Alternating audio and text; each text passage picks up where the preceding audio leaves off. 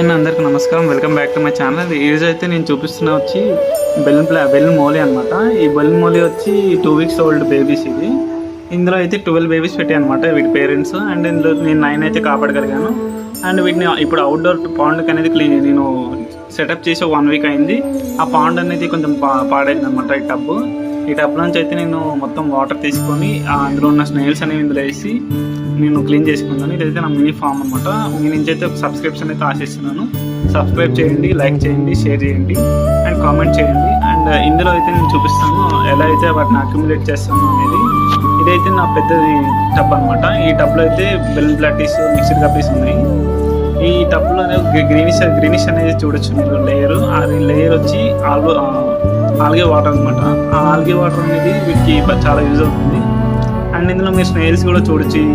నేనైతే ప్లేట్ పడుతున్నాను అందులో.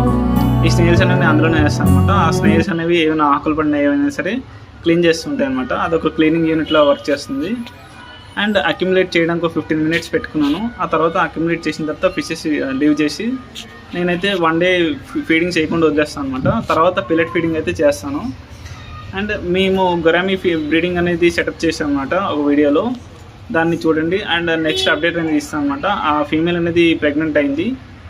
అండ్ ఇప్పుడు ఆ మేల్ అయితే బబుల్ నెస్ట్ అయితే పెట్టడానికి స్టార్ట్ చేసింది అనమాట. And subscribe channel and support for more videos guys.